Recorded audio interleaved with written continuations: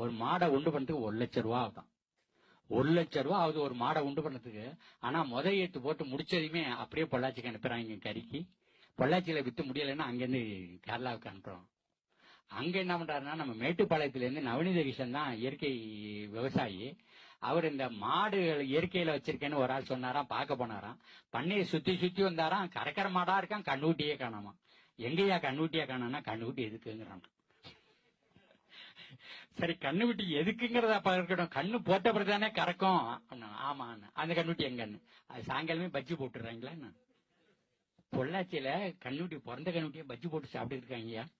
நீங்க எப்படி நல்லா இருப்பீங்க. அந்த அவன் அமெரிக்காக்காரன் நிலத்தை ஃபேக்டரியா பாக்குறான், பசுமாட்டை மிஷினா பாக்குறான். நம்ம நிலத்தையும் தாயா பாக்குறோம், பசுமாட்டையும் தாயா பாக்குறோம். நம்ம தாய் நமக்கு மட்டும் தான் புள்ள கொடுத்த பால் கொடுத்தா. ஆனா அந்த பசுமாடு தான் பிள்ளைக்கு மட்டும் இல்ல, நமக்கும் பால் கொடுத்தது, நம்ம பிள்ளைக்கும் பால் கொடுத்தது. அப்ப தாய்க்கு மேல, அதனாலதான் பசுமாட்டு தெய்வமான்னு நினைக்கிறாங்க. அப்ப அந்த உணவு சங்கிலியில இந்த பசுமாடு ரொம்ப முக்கியமானதா இருக்குது. அது அந்த நெல்லுக்கரை தண்ணீர் வாய்க்கால் வழியோடு அது புல்ல திங்குது, வைக்கல திங்குது, தவிட்ட திங்குது, புண்ணாக்க திங்குது. மனுஷனுக்கு வேண்டாங்கிறதெல்லாம் தின்னுட்டு உனக்கு பாலை கொடுத்தது, நிலத்துக்கு எருவை கொடுத்தது, ஏர்ல போறதுக்கு மாட்டை கொடுத்தது, வண்டியில போறதுக்கு மாட்டை கொடுத்தது, புனையில சுத்தி வந்துச்சு, வருஷத்துக்கு ஒரு கண்ணி கூட்டி போடுச்சு. செத்த பிறகு மாமரத்தடில போச்சுன்னா அது இந்த பக்கம் பழமா வந்துச்சு. இந்த பக்கம்